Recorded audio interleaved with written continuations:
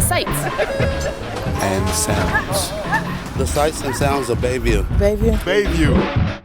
Amen. Juana Tello says she dislikes public speaking, but you wouldn't know it if you watched her at work. Right now, she's leading a group of young people on an outreach campaign on a T-line platform in Bayview. When Juana talks to people, her presence is instantly welcoming.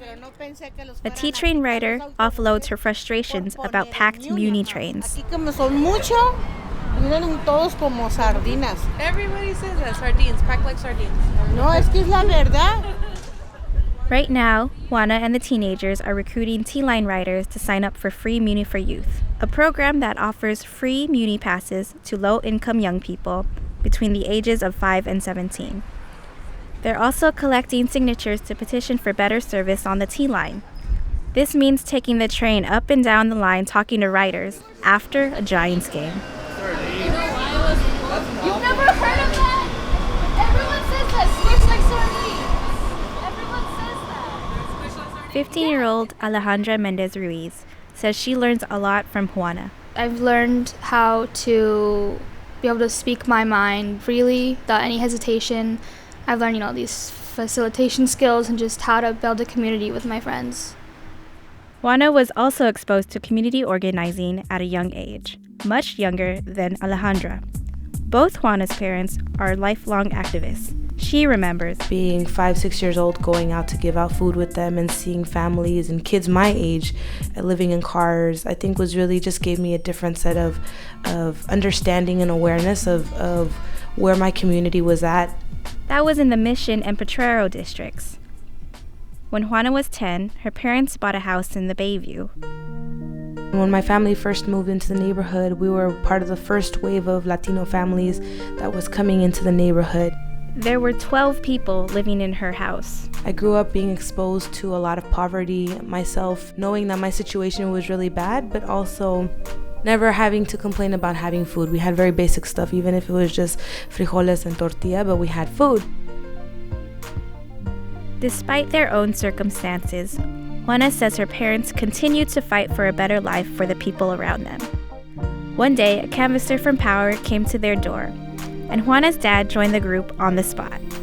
It wasn't long before Power's leaders recruited his daughter, too. That was in 2005, and Juana was 18. When I started, there was no youth program, so I was one of the youngest members. Just because of my parents, I think it was always the youth and the meetings with adults. Juana says the adults were excited to see a young person getting involved. They asked her to help design a program that would attract more young people. After a year-long process of research and community feedback, Youth in Power launched in 2008. Juana sits at the helm. Free Muni for Youth was one of the first issues they tackled.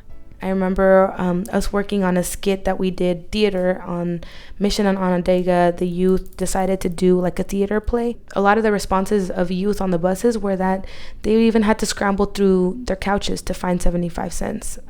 And so the youth created this theater that they did on Mission and Onondaga right outside of Balboa as a strategy. Spread the word, spread the truth, free Muni for all our youth. Spread the word, spread the truth.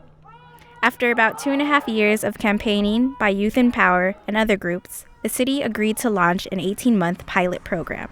So far, 30,000 kids have signed up. Back on the T train, Juana and the youth have just about wrapped up their day. How many signatures did you guys collect today? About 83, was it? Yeah. In total? About Overall? 83. Yeah. So you reached your goal. Our goal was 50 to 100, so yeah, I can say we reached it. Alejandra feels pretty good about the day. I've just learned that I can make a change, that I want to see that I'm not just an irrelevant youth. I can actually, do something. Young people are so passionate, are so smart, and they really understand what's happening in the city, whether we acknowledge it or not. I think often young people are seen as apathetic, who really don't care, who are rowdy, who are really obnoxious. We were all young at one point, and I think I wouldn't be where I am if I didn't have support of adult mentors when I was young. She says it's rewarding to pass on her knowledge to young people. And if anyone is prepared to take on that role, it's Juana.